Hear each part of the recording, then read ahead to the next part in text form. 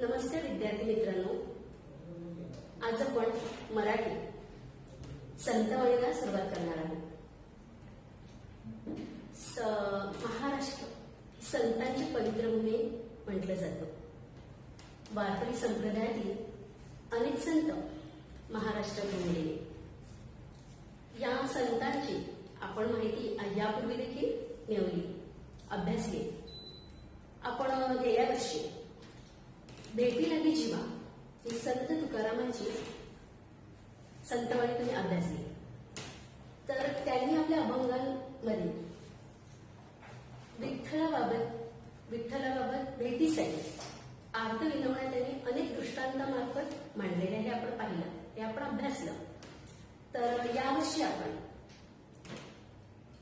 अंकिला मी दास तुझा ही नामदेवांची संतवाणी अभ्यासणार आहोत. आपण संतवाणीला सुरुवात करूया. त्याआधी आपण प्रस्तावना करूया. संत नामदेव, अंकिला आणि दास तुझा.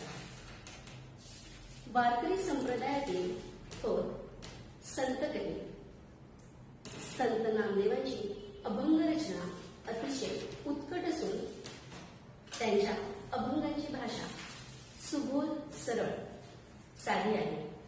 सर्वसामान्य लोकांना समजेल अशा भाषेमध्ये त्यांनी आपल्या अभंगांची रचना केली, जेणेकरून सर्वसामान्य लोकांना ते पटकन कळावे, संतांचे विचार पटकन त्यांना समजावे, यासाठी त्यांनी त्यांची भाषा सरळ, साध्या, सोप्या भाषेमध्ये त्यांनी आपले अभंग रचून ठेवले. त्यांनी हिंदीतही रचना केली आहे.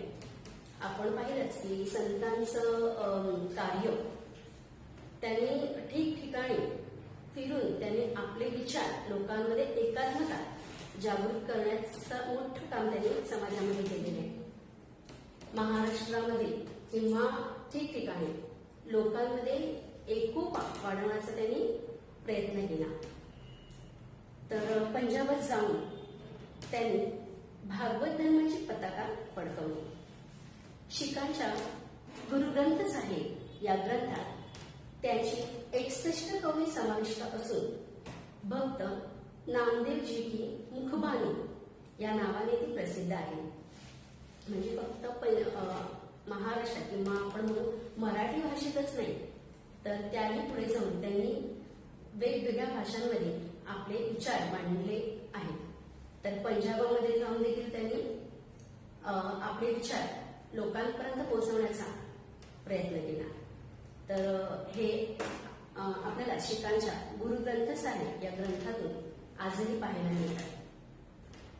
तर प्रस्तुत अभंगामध्ये संत नामदेवांनी विविध दृष्टांतातून परमेश्वर कृपेची याचना केलेली आहे.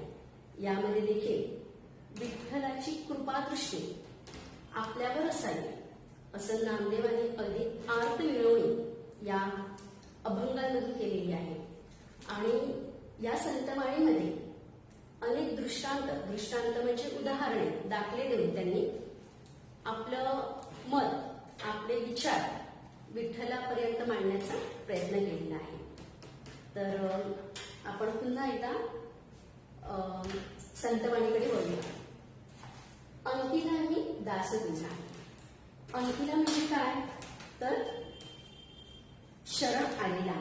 अंकिला म्हणजे शरण आलेला.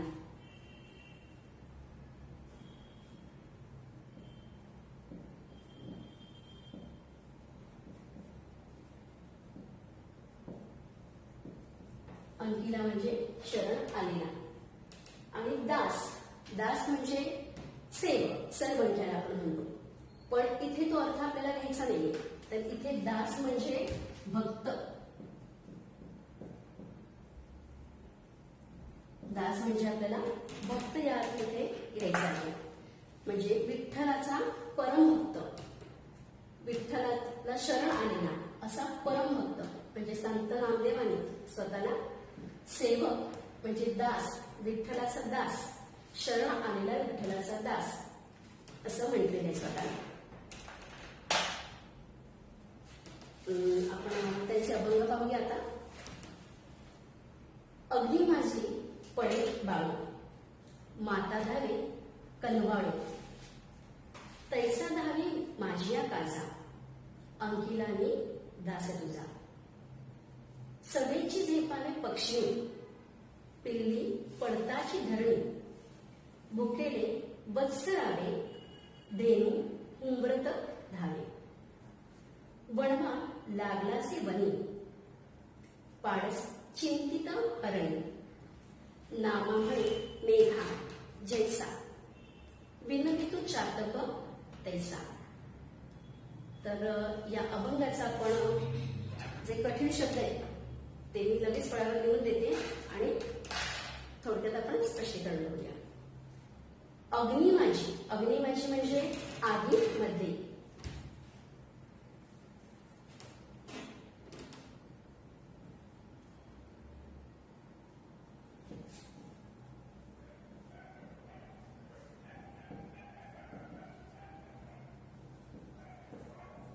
अग्नी माझी म्हणजे आगीमध्ये.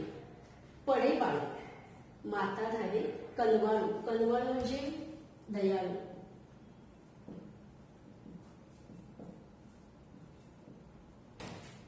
कनवाळू म्हणजे दयाळू. अग्नी माझी पडे बाळू, माता धावे कनवाळू. आपण पाहतोच की ज्या वेळेला लहान बाळ रांगायला लागतं, जस्ट चालायला वगैरे लागतं, तर त्यावेळेला आई त्या बाळाच्या अगदी मागोमाग असते. घरातली नेहमीची कामं करता करता तिचं सारं लक्ष आपल्या बाळाकडे असतं. ते बाळ कुठे पडतंय का, त्याला काही लागतंय का, याकडे तिचं सगळं लक्ष असतं. ते असं होऊ नये यासाठी ती प्रयत्न करत असते. तर संत नामदेव देखील तेच म्हणताय, अग्नी माझे पडे बाळू. म्हणजे एका आगीमध्ये जर अचानक आगीमध्ये बाळ पडलं तर दयाळू माता सगळं आपलं हातचं काम सोडून ती त्या बाळाला वाचवण्यासाठी धाव घेते. धावे म्हणजे धाव घेते. तैसा धावे माझिया काजा. तैसा म्हणजे तसा.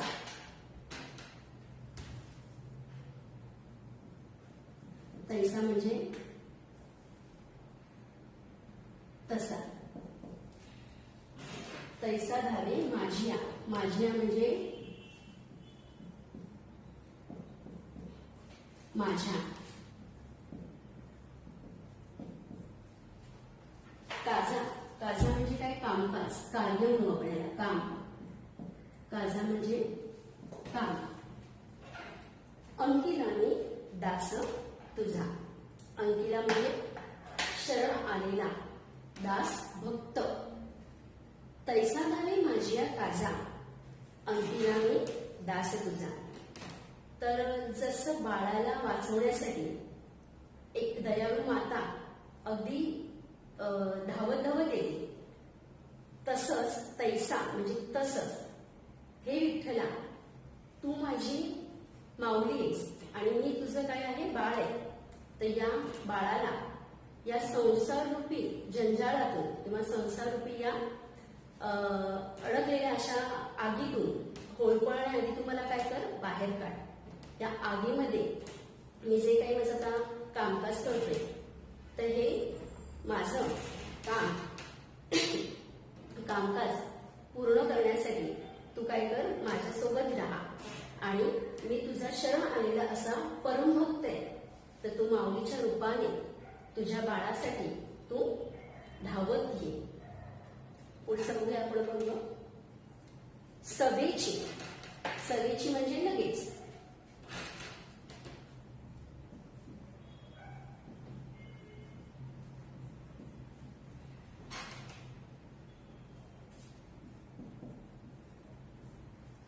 सभेची. झेपावे पक्षी. झेपावे म्हणजे झेप घेणे.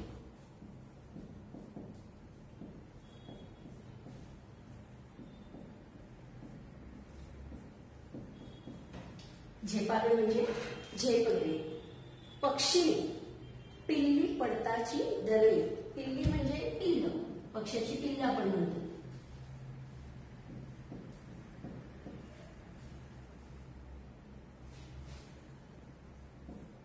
पिल्ली म्हणजे पिल्ल. पडताची धरणी, धरणी म्हणजे जमिनीवर.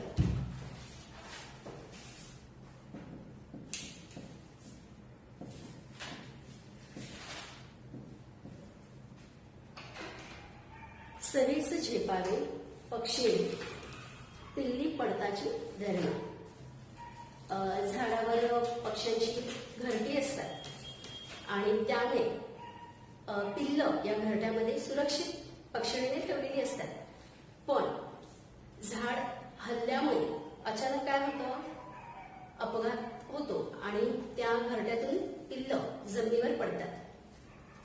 आपली पिल्ल जमिनीवर पडले हे लक्षात येता क्षणी ती पक्षी काय करते, आपल्या पिल्लांचा जीव वाचवण्यासाठी ती जमिनीवर झेप घेते आणि आपल्या चोचीतून अलगद त्या पिल्लांना पुन्हा घरट्यात येण्याचा प्रयत्न करते. भुकेले वत्सरावे, भुकेले वत्सरावे, वत्सरावे म्हणजे वासराच्या आवाजाने, वत्सरावे.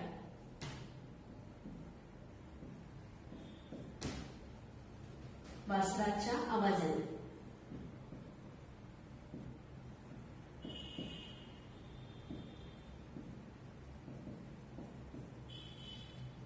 गाय वासरू, तर ते वत्सरावे म्हणजे वासराच्या आवाजाने. भुकेले वत्सरावे, धेनू हुंबरत धावे. धेनू म्हणजे काय, गाय. धेनू गाय आणि हुंबरत, हुंबरत म्हणजे हंबरत.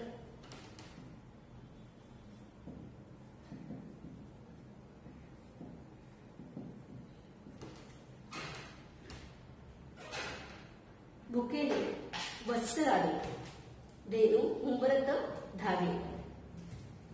ज्या वेळेला गाईचं वासरू भुकेने व्याकुळ होऊन ते मोठ्या मोठ्याने आवाज करतं, तर त्यावेळेला आपलं वासरू भुकेलेने व्याकुळ आहे हे कळता क्षणी गाय काय करते, वासराकडे हंबरडा फोडत किंवा हंबरत हंबरत ती त्या बाळापर्यंत जाते. त्याला दूध पाजण्यासाठी ती बाळाकडे धावत धावत जाते.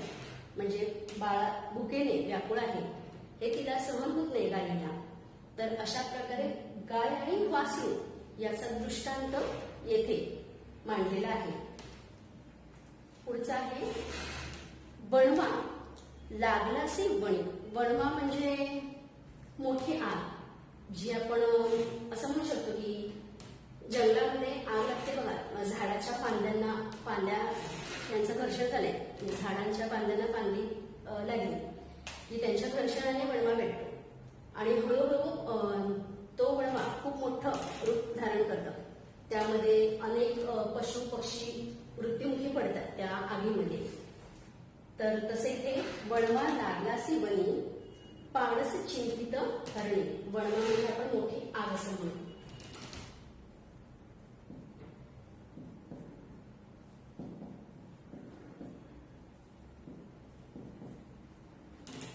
लागलासी वनी, वनी म्हणजे वन, जंगल. वनात, वनी म्हणजे वनात, जंगलात. पाडस चिंतित हरणी. पाडस म्हणजे हरणीचं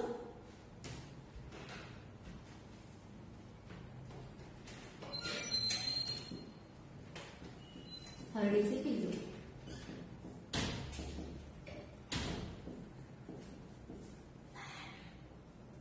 पाडस म्हणजे हरणीचे पिल्लू. बरं, आपण हरणीचे पिल्लू असे लिहूया.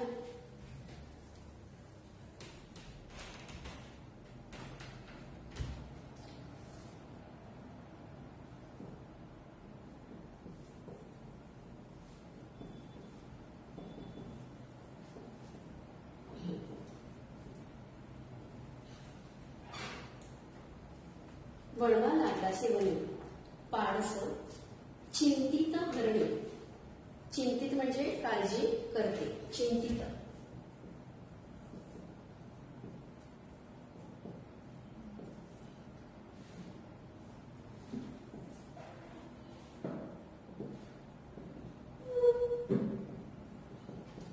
चिंतित म्हणजे काळजी करते. ज्या वेळेला जंगलामध्ये आग लागते, बनवा पेटतो, तर त्यावेळेला हरणीला वाटतं की आपलं पारस, आपलं बाळ, आपलं पिल्लू हे त्या वणव्यात सापडले की काय, या चिंतेने ही हरिण काय होते, व्याकुळ होते.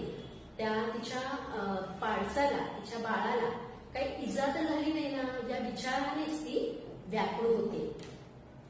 नामा म्हणे मेघा जैसा, विनती तो चातक तैसा.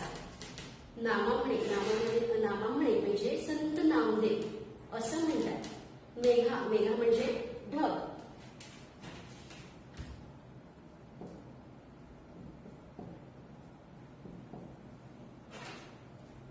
नामा म्हणे मेघा जैसा, विनवितो चातक तैसा. चातक हा पक्षी आहे. हा काल्पनिक पक्षी आहे असं म्हणून आपण तो फक्त दंतकथांमध्ये वगैरे आपल्याला वाचायला वगैरे मिळतो. तर हा चातक पक्षी असं म्हटलं जातं की फक्त तो पावसाचं पाणी पिऊन जगतो आणि जर पावसाचं पाणी त्याला मिळालं नाही तर तो प्राणार्पण करतो, म्हणजे स्वतःचा मृत्यू करून घेतो. तर असा तो हा काल्पनिक पक्षी इथे मांडलेला आहे त्यांनी. नाम म्हणे मेघा जैसा, विनवितो चातक तैसा. तर संत नामदेव काय म्हणतायत की हे विठ्ठला, तू माऊली आहेस आणि मी तुझं बाळ आहे.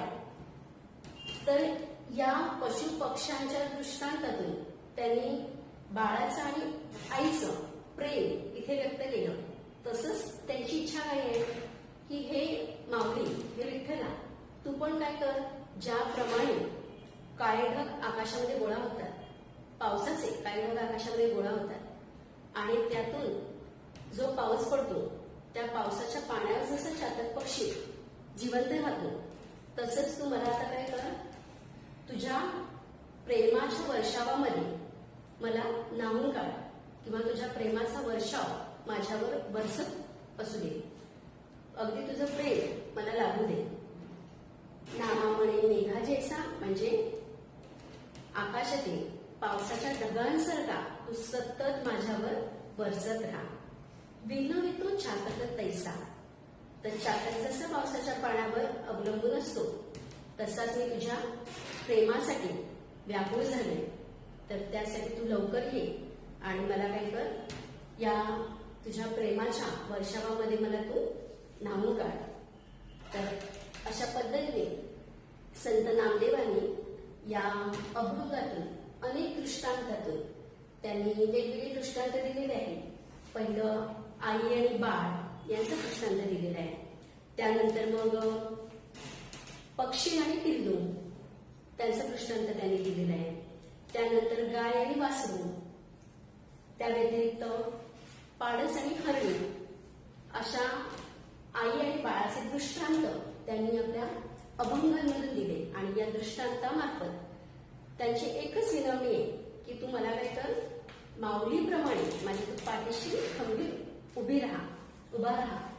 मी तुझा काय आहे, शरण आलेला, मी तुला पूर्णपणे शरण आलेला असा तुझा मी भक्त आहे. तर या भक्ताची एकच विनवणी आहे की तुझी कृपादृष्टी तू सतत माझ्यावर ठेव. तर ही अभंग संतवाणी झालेली आहे. तुम्ही शब्दार्थ लिहून घ्या.